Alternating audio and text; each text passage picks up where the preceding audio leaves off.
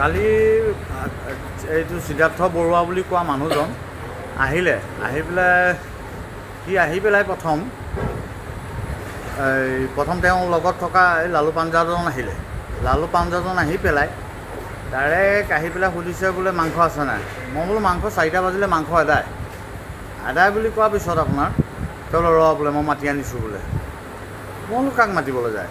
বোলে দাদাক মাতিব যাওঁ। দাদাক আৰু মাতি লৈ আহিছে। দাদা আহি পেলাই যিখন হুলস্থুল কৰিছে সিদ্ধাৰ্থ বৰুৱা, তেওঁ কথা গম পালোঁ মানে।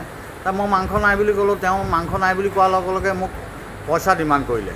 পইচা ডিমাণ্ড কৰাৰ পিছত নেক্সট কমাৰ্চিয়েল লাইটৰ হয় নহয় তেওঁ কাগজ বিচাৰিলে, মোৰ মাটি ডকুমেণ্টছ বিচাৰিছে। অলৰেডি মোৰ দুলীয়া গাঁৱত মই থকা ল'ৰা। কমাৰ্চিয়েল লাইট হয় নহয় তেওঁ সুধিবলৈ অথৰিটি নাই। তেওঁ গৈ ইলেক্ট্ৰিচিটি বোৰ্ডত কমপ্লেইন কৰক। আমাৰ মাটিৰ খাজানা আমি দিছোঁ নে নিদিছোঁ, গভৰ্ণমেণ্ট নে আমাৰ নিজৰ, সেইটো গৈ পেলাই মৌজাদাৰ ওচৰত খবৰ কৰক। তেওঁতো সেইটো অথৰিটি নাই ক'বলৈ, তেওঁক ডিপাৰ্টমেণ্টে সেইটো নিৰ্দেশ দিয়া নাই ক'বলৈ। আমি আমাৰ নিজৰ ঘৰৰ চোতালতে আমি এখন হোটেল খুলিছোঁ। তাত যে কমাৰ্চিয়েল কিবা এটা কৰিব লাগে আমি এইটো জনাও নাছিলোঁ, আৰু কিন্তু আমাৰ লাইটটো কমাৰ্চিয়েল হয়। আমি সেইবোৰ আগতে কৰি লৈছোঁ। তেওঁ আহি যিখিনি ব্যৱহাৰ কৰিছে তইহে হৈছে। আমিতো তেওঁক তেখেত দাদা বুলি সম্বোধন কৰোঁ। তেখেতক আমি দাদা বুলি মাতিছোঁ। তেখেতে তই কৈছে, চৰিয়াম বুলি হাত দাঙি আহিছে মানুহজনক কৈছে যে তোক কুকুৰ, তোক ভিক্ষাৰী বনাই দিম, কাইলৈ গেটত তলা লগাই দিম, তোক টাউনত পালে মাৰিম, মানে বৰ বেয়া ব্যৱহাৰ কৈছে। কথাবোৰ বেয়াকৈ কৈছে। এতিয়া ক'ব নোৱাৰোঁ যিখিনি কথা কৈছে। আৰু কাষ্টমাৰ এজনক, বয়োজ্যেষ্ঠ কাষ্টমাৰ, তেখেততকৈও ডাঙৰ এজনক ইমান বেয়াকৈ থাপৰ দিবলৈ গৈছে। তেতিয়া আমাৰ মানুহজনে ক'লে আপুনি কি কয় মোক কওক, মোৰ কাষ্টমাৰক এইবোৰ ব্যৱহাৰ নকৰিব। কিন্তু পিছত তেওঁ মিডিয়াত নিজে দিছে, বাইক দিছে, তেওঁৰ লগত কোনো নাই। তেওঁৰে হয় নেকি সেইটো চেনেল নাজানো, যে আমিহে তেওঁক বেয়া ব্যৱহাৰ কৰিলোঁ। যদি আমি তেওঁক বেয়া ব্যৱহাৰ কৰিছোঁ, তেওঁলোকে বহুত ভিডিঅ' কৰিছিলে, এটা উলিয়াই দিয়ক আমি তেওঁক কেতিয়া বেয়া ব্যৱহাৰ কৰিলোঁ। আৰু আমাৰ CCTV আছে, CCTVত চব তেওঁ আগে আহি কি কৰিছে, আমাক কেনেকুৱা ব্যৱহাৰ কৰিছে। আৰু 20-25জন কাষ্টমাৰ খাই আছিলে, সেইকেইজনক সোধক কোন দোষী কোন নিদোষী। মই মানুহজনক কৈছোঁ আপুনি মুঠতে একো নক'ব, তেওঁলোক খাই বৈ আহিছে, আটাখিনি ৰিলছ কৰি আহিছে, ছোৱালী এজনীও আহিছে, 7টা মানুহ আহিছে, গোটেই সোপাই ভিডিঅ' কৰাত লাগি গৈছে। এওঁক কৈছোঁ আপুনি একো নক'ব, মনে মনে থাকক, মই মুঠতে আগত ৰৈ আছোঁ। আহি পেলাই এজনে কৈছে বোলে পইচা দিব লাগিব আমাক, বোলে আমি তেওঁক খৰচ কৰি আহিলোঁ, পইচা দিব লাগিব। আমাৰ হোটেলত 4টা বজাৰ পিছত নাপায়, 4টা নালাগে, 3টা 4:30টা পিছতে ভাত নাপায়। সেইখিনি যোনখিনি কাষ্টমাৰে খাইছে জানে যে আমাৰ তাৰপিছত ভাত নাথাকে।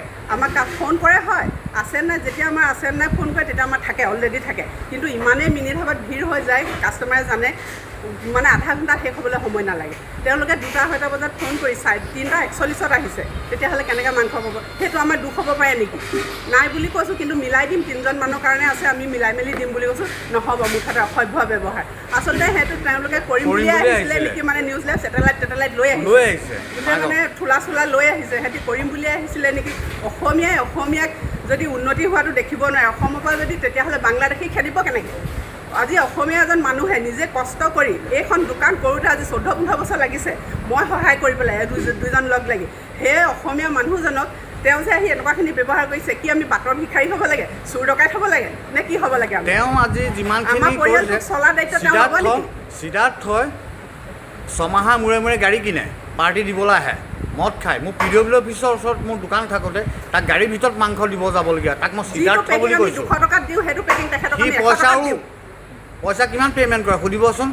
সি বোলে কিবা সন্থাৰ বোলে লিডাৰ বোলে, সেইবোৰ কৈছে আমাক ভুৱাটো খুৱাই পেলাই আমাক ভয় খুৱাই আছিলে অতনে।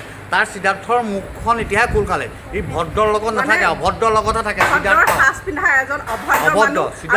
লৈ ফুৰিছে নিজৰ ল'ৰা-ছোৱালীৰ নিচিনা, কেইটামান ল'ৰা-ছোৱালী, তেওঁ বয়সৰ নহয়, সৰু ল'ৰা-ছোৱালী, নিজৰ পুতেক জীয়েকৰ নিচিনা ল'ৰা-ছোৱালী লৈ এনেকুৱাবোৰ ব্যৱহাৰ, এনেকুৱাবোৰ মাত কথা, গাড়ীৰ ভিতৰতে মদ খুৱাই। এজনী লেডিজ আছে, লেডিজ এজনী লৈ আহিছে, কি পৰ্যায় পাইছেগৈ?